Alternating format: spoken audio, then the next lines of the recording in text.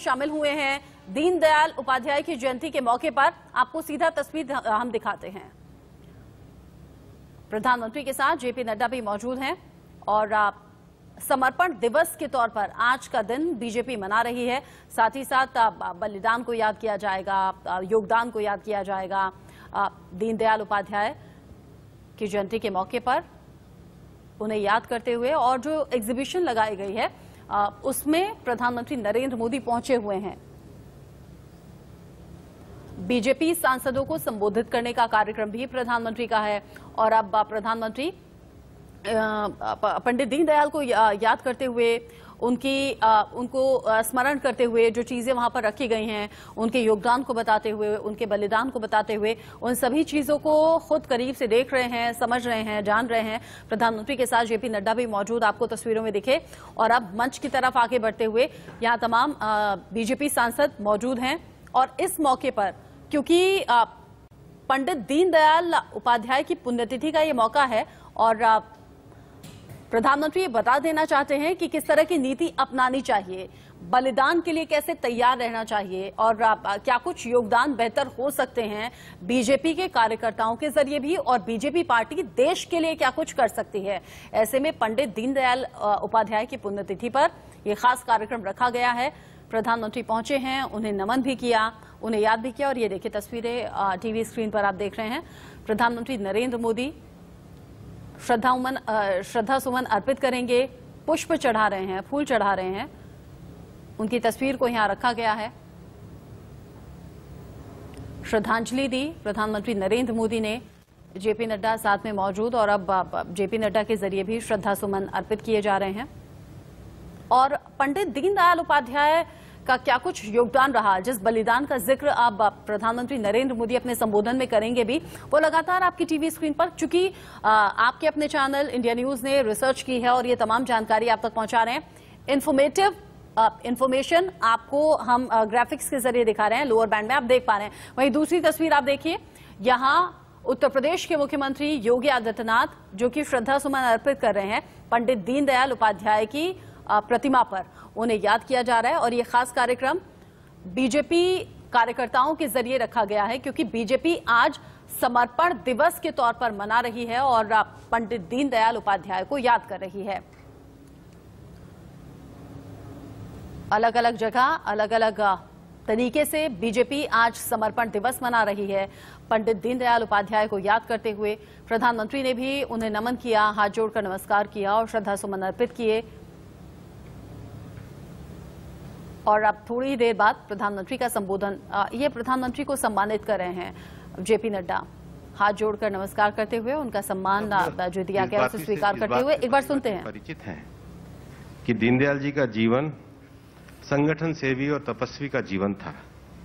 राजनीति में शुचिता का संकल्प व्रत लेने की प्रेरणा पंडित दीनदयाल जी के राजनीतिक जीवन से हमको मिलती है और इस अवसर पर पार्टी के राष्ट्रीय अध्यक्ष माननीय जगत प्रकाश नड्डा जी से मैं निवेदन करूंगा कि वे इस अवसर पर हम सभी सांसदों को प्रास्ताविक भाषण दें।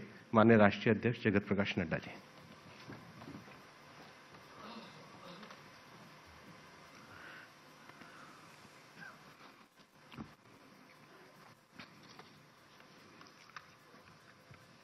भारत के यशस्वी प्रधानमंत्री आदरणीय श्री नरेंद्र मोदी जी, हमारे सभी यहाँ उपस्थित मंत्रीगण, सांसदगण, आज हम पंडित दीनदयाल उपाध्याय जी की 53वीं पुण्यतिथि मना रहे हैं, 53rd पुण्यतिथि मना रहे हैं। संसद लगने के कारण, सत्र होने के कारण हम लोगों ने तय किया कि हमारे सभी सांसदगण आज यहाँ उपस्थित होकर के पुण्यतिथि भी मनाएंगे और ऐसे ही हम देश भर में सभी इकाइयों में पंडित दीनदयाल उपाध्याय जी के कृत्य को याद भी कर रहे हैं। जेपी नड्डा इस कार्यक्रम को संबोधित कर रहे हैं और आप ठीक दूसरी तरफ आप तस्वीर देख रहे थे, शिवराज सिंह चौहान पंडित दीनदयाल उपाध्याय को नमन करते हुए। आदरणीय प्रधानमंत्री जी का मार्गदर्शन हमको पुण्यतिथि के अवसर पर मिलेगा और जिस तरीके से प्रधानमंत्री जी का संगठन के प्रति समर्पण और जब भी पार्टी ने किसी भी दृष्टि से कोई भी उनसे निवेदन किया, उन्होंने हमेशा पार्टी के निवेदन को स्वीकार भी किया और पार्टी को मजबूती देने के लिए और पार्टी के मार्गदर्शन करने के लिए हमेशा वो आतुर रहे हैं। आज वो हम सबके बीच में हम सबके निवेदन पर आए हैं। मैं अपनी ओर से उनका अभिनंदन भी करता हूं, स्वागत भी करता हूं और उनके मार्गदर्शन से हमको जो रास्ता मिलेगा उस पर हम सब लोग संकल्प लेकर के चलेंगे, ऐसा हम विश्वास रखते हैं। आज पंडित दीनदयाल उपाध्याय जी की पुण्यतिथि है। हम सब जानते हैं कि भारतीय राजनीति के वह शिखर पुरुष थे और हमारे भारतीय जनसंघ के संस्थापक सदस्य भी थे। लंबे समय महामंत्री रहे, बाद में वो अध्यक्ष बने। बहुत ही रहस्यमय तरीके से वो हम सबको छोड़ करके चले गए और वह रहस्य आज भी बना रहा है। लेकिन उन्होंने बहुत ही कम अवधि में भारतीय जनसंघ को जो गति दी, ताकत दी, उससे हम लोग प्रेरणा लेकर के आज अभी जो भारतीय जनता पार्टी का विशाल स्वरूप और दुनिया की सबसे बड़ी पार्टी बनी है और विचारधारा को लेकर के चल रही है, उसके मूल में पंडित दीनदयाल उपाध्याय जी का दिया हुआ मंत्र है, दृष्टि है, जिसको हम सब लोग लेकर के चल रहे हैं। जहां तक उनके खुद का व्यक्तित्व का सवाल था, हम सब जानते हैं कि बहुत कम लोग होते हैं जिनमें कई प्रकार के गुण होते हैं। वो बहुआयामी के धनी थे, प्रतिभा के धनी थे और एक शख्सियत ऐसे थे जिसमें राजनेता के गुण भी थे, संगठक के गुण भी थे और विचारक के गुण भी थे। 3 in 1 थे और उन्होंने हम सब लोगों को, संगठन को भी मजबूत किया, विचार भी दिया और साथ ही साथ राजनेता के तरीके से नेतृत्व भी उन्होंने प्रदान किया। आज बीजेपी समर्पण दिवस के तौर पर मना रही है। पंडित दीनदयाल उपाध्याय की पुण्यतिथि के इस मौके पर अलग अलग जगह से जैसे जैसे तस्वीरें आएंगी आप तक पहुंचाएंगे। फिलहाल जेपी नड्डा बोल रहे हैं, संबोधित कर रहे हैं। थोड़ी देर बाद प्रधानमंत्री जब संबोधित करेंगे आपको सुनवाएंगे। इन्हीं तस्वीरों के साथ छोटा सा स्वार्थ से परमार्थ की यात्रा का मार्ग स्पष्ट होता है और मैं नहीं तू ही का संकल्प भी सिद्ध होता है। साथियों, हमारे यहां कहा गया है, स्वदेशे पूज्यते राजा, स्वदेशे पूज्यते राजा, विद्वान सर्वत्र पूज्यते। अर्थात सत्ता की ताकत से आपको सीमित सम्मान ही मिल सकता है। जहां सत्ता की ताकत प्रभावी होगी वहीं सम्मान मिलेगा, लेकिन विद्वान का सम्मान हर जगह होता है। दीनदयाल जी इस विचार के साक्षात जीता जागता उदाहरण है।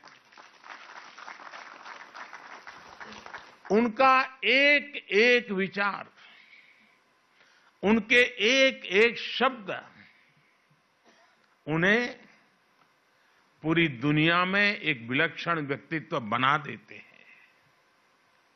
सामाजिक जीवन में एक नेता को कैसा होना चाहिए, भारत के लोकतंत्र और मूल्यों को कैसे जीना चाहिए, दीनदयाल जी इसके भी बहुत बड़ा उदाहरण है।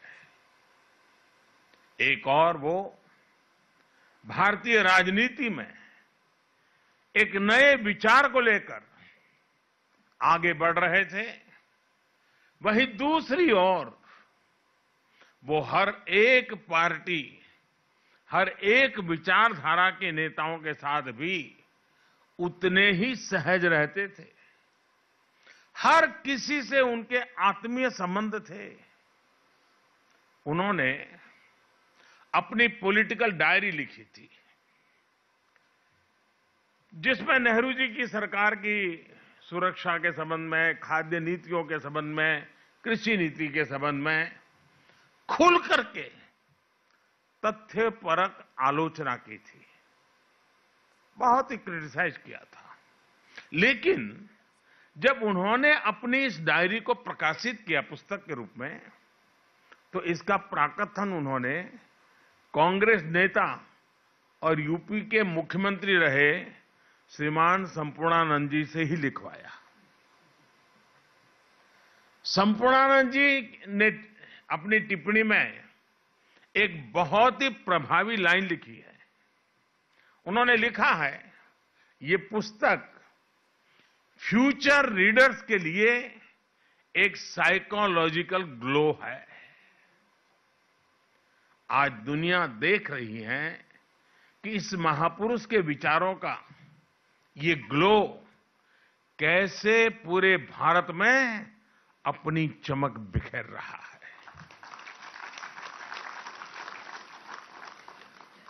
साथियों, हमारे शास्त्रों में कहा गया है,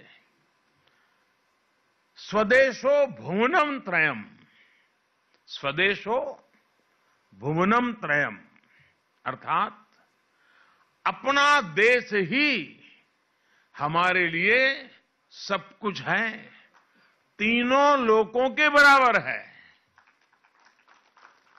जब हमारा देश समर्थ होगा तभी तो हम दुनिया की सेवा कर पाएंगे, एकात्म मानव दर्शन को सार्थक कर पाएंगे। दीनदयाल उपाध्याय जी भी यही कहते थे। उन्होंने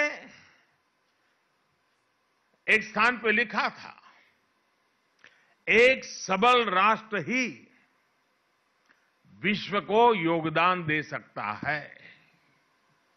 यही संकल्प आज आत्मनिर्भर भारत की मूल अवधारणा है। इसी आदर्श को लेकर ही देश आत्मनिर्भरता के रास्ते पर आगे बढ़ रहा है। कोरोना काल में देश ने अंत्योदय की भावना को सामने रखा और अंतिम पायदान पर खड़े हर गरीब की चिंता की।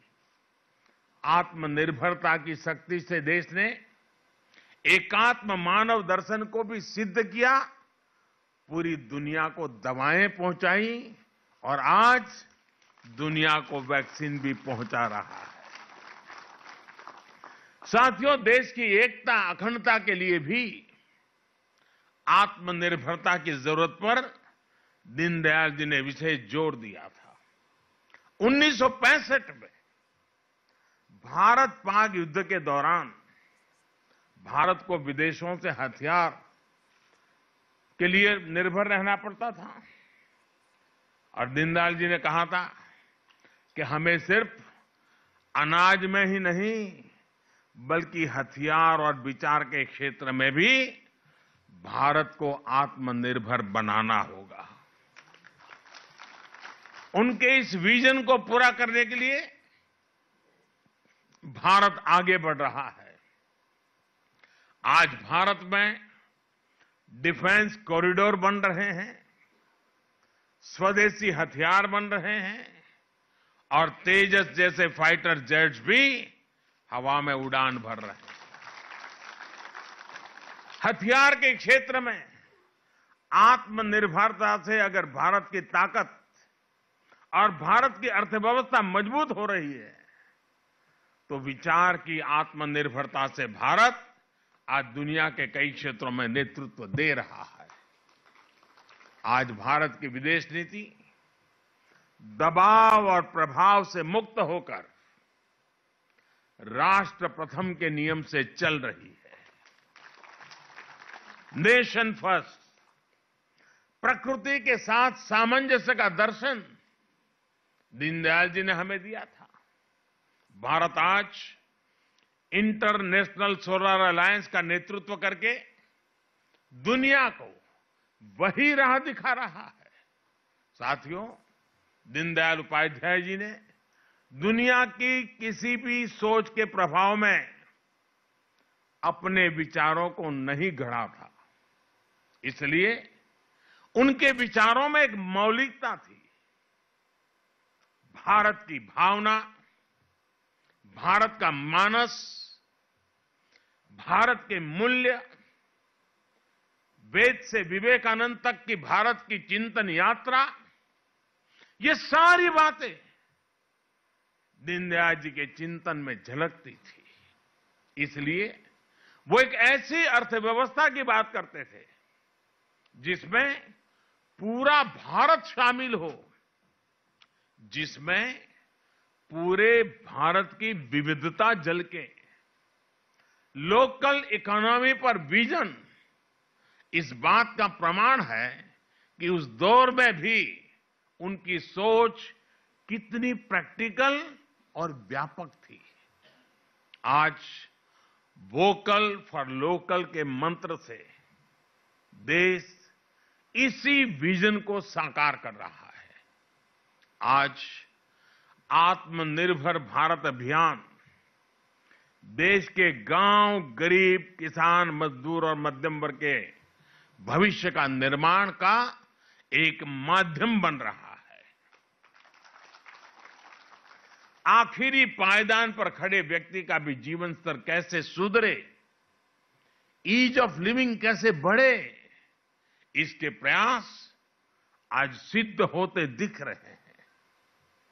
उज्ज्वला योजना, जनधन खाते, किसान सम्मान निधि, हर घर में शौचालय, हर गरीब को मकान।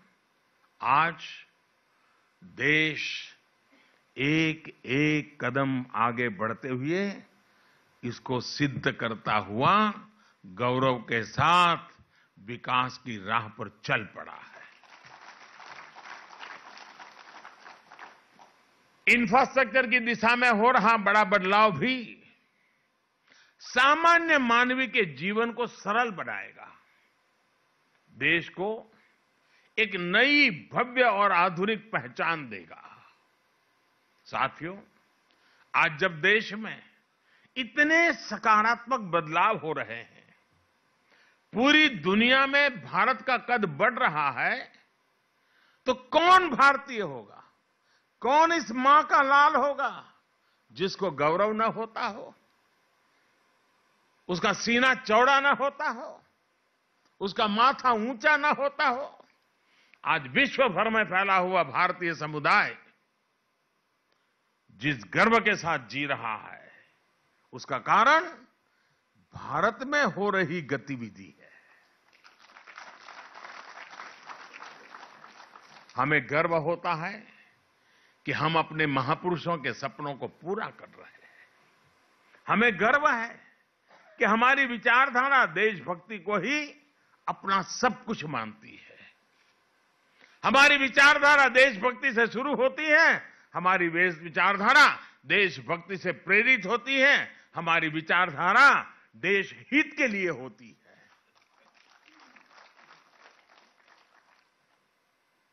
हम उसी विचारधारा में पले हैं जो विचारधारा राष्ट्र प्रथम, नेशन फर्स्ट की बात करती है। ये हमारी विचारधारा है कि हमें राजनीति का पाठ राष्ट्र नीति की भाषा में पढ़ाया जाता है। हमारी राजनीति में भी राष्ट्र नीति सर्वोपरि है। हमें राजनीति और राष्ट्र नीति में से एक स्वीकार करना होगा, तो हमें संस्कार मिले हैं राष्ट्र नीति को स्वीकार करना, राजनीति को नंबर 2 पे रखना। हमें गर्व है कि हमारी विचारधारा सबका साथ, सबका विकास, सबका विश्वास की बात करती है, उस मंत्र को जीती है। आप देखिए, हमारी पार्टी ने अपनी सरकारों में ऐसी कितनी ही उपलब्धियां हासिल की हैं जिन पर आपको गर्व होगा, आने वाली पीढ़ियों को गर्व होगा। जो निर्णय देश में बहुत कठिन माने जाते थे, राजनीतिक रूप से मुश्किल माने जाते थे, हमने वो निर्णय लिए और सबको साथ लेकर लिए। उदाहरण के तौर पर देश में नए जनजाति कार्य मंत्रालय का गठन, जनजाति समुदाय को हमारे आने के बाद थोड़ा था, पहले भी था, लेकिन उस मंत्रालय का अलग मंत्रालय का गठन भाजपा की ही सरकार में हुआ है। ये भाजपा का सरकार की ही देन है कि पिछड़ा आयोग भी उसको संवैधानिक उसको दर्जा मिल सका, संवैधानिक स्टेटस हमारे यहां मिल सका। और ये भाजपा की ही सरकार है जिसने सामान्य वर्ग के गरीब लोगों को भी आरक्षण देने का काम किया है।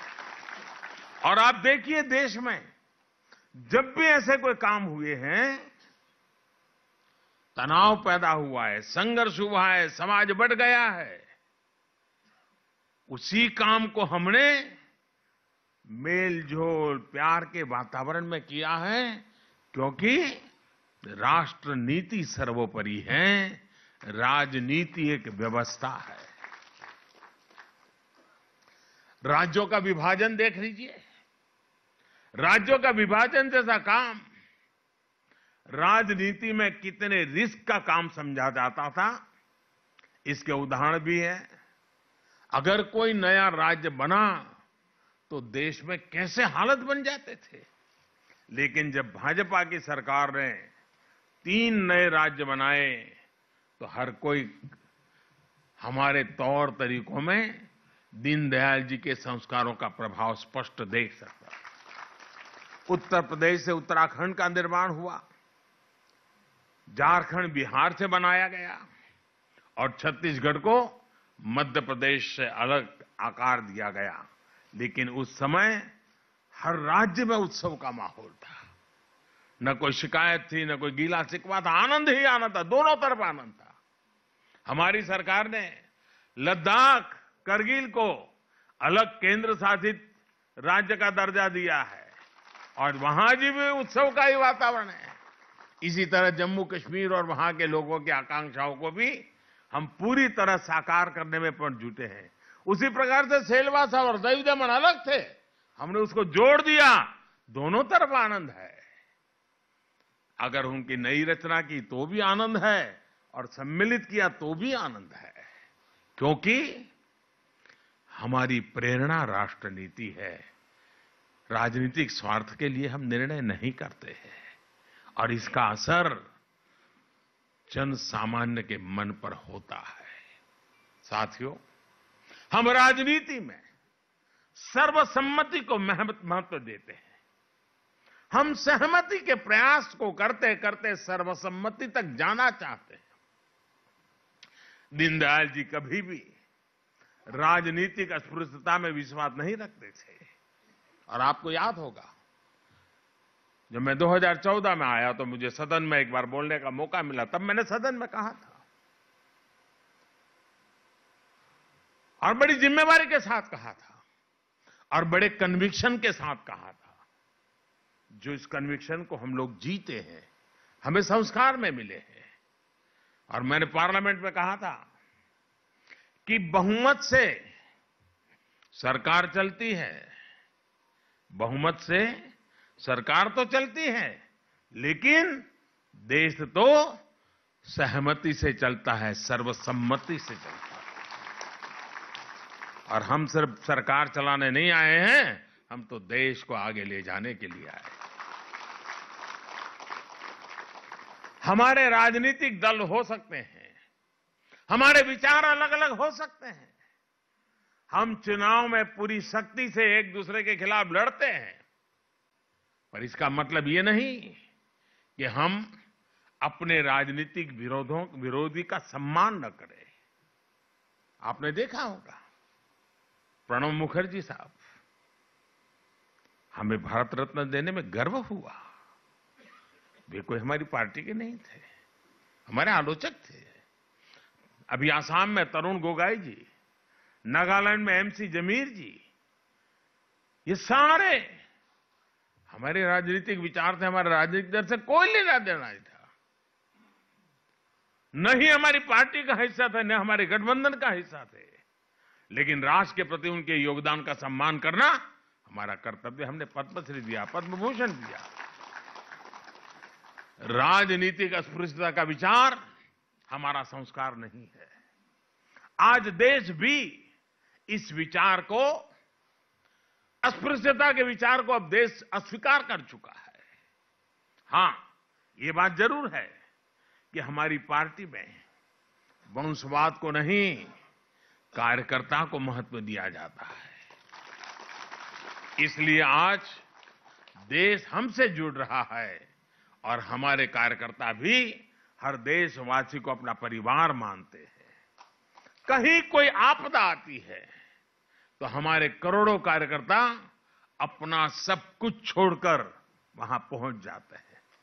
कोरोना जैसा इतना बड़ा संकट आया, दुनिया में हर कोई अपने जीवन के लिए डरा हुआ था, लेकिन हमारे करोड़ों कार्यकर्ताओं ने अपना दायित्व समझकर दिन रात एक कर दिया।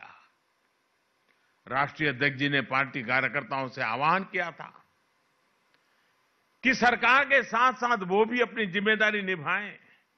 हर कार्यकर्ता ने सेवा के संकल्प को राष्ट्रव्यापी मिशन बना दिया था और मैं पार्टी का आभारी हूं, राष्ट्रीय अध्यक्ष जी का आभारी हूं कि मुझे वीडियो कॉन्फ्रेंस के माध्यम से देश भर के कार्यकर्ताओं के साथ इस कोरोना कालखंड में उन्होंने जो सेवा कार्य किए उसका वृत्त सुनने का अवसर मिला था। हमारे कार्यकर्ताओं ने कैसे कैसे संकटों को, रिस्क को उठाया था और कितने जी जान से उन्होंने गरीबों की सेवा की थी। किसी गरीब के घर में चूल्हा न जले, कोई गरीब रात को भूखा न सोए, इसके लिए भारतीय जनता पार्टी का गांव गांव में कार्यकर्ता दिन रात लगा रहा था। मैं देख रहा था कि जब हमारे श्रमिक बंधु अफवाहों के चलते, भय के चलते और कुछ लोगों की राजनीतिक इरादों के चलते जब शहरों को छोड़ करके, रोजी रोटी छोड़ करके गांव की ओर चल पड़े थे, तब भारतीय जनता पार्टी के कार्यकर्ता राह पर खड़े रह करके उनको जूते तक देने की चिंता करते थे, उनकी दवाई की चिंता करते थे, उनके पानी की। ये सारा वृत्त मैं सुन रहा था, मेरे मन को छू रहा था और कार्यकर्ताओं के इस परिश्रम से मुझे भी काम करने की प्रेरणा मिलती थी। इस अभियान में किसी ने वोट बैंक की चिंता नहीं की। ये नहीं सोचा कि किसका वोट हमें मिलता, किसका नहीं मिलता। साथियों, हमारी पार्टी, हमारी सरकार आज महात्मा गांधी के उन सिद्धांतों पर चल रही है जो हमें प्रेम और करुणा के पाठ पढ़ाते हैं। हमने बापू की 150वीं जन्म जयंती भी बनाई और उनके आदर्शों को अपनी राजनीति में, अपने जीवन में भी उतारा। हमारी सरकार ने हमारे महापुरुषों को भी राजनीतिक समीकरण के चश्मे से कभी नहीं देखा। जिन स्वाधीनता सेनानियों की उपेक्षा होती रही, उन्हें हमने सम्मान दिया। ये हमारी ही सरकार है जिसने नेताजी को वो सम्मान दिया जिसके वो हकदार थे। उनसे जुड़ी हुई फाइल्स को खोला, लाल किले पर झंडा फहराने का काम नेताजी की स्मृति में करना शायद किसी और शासन में कोई सोच नहीं सकता था।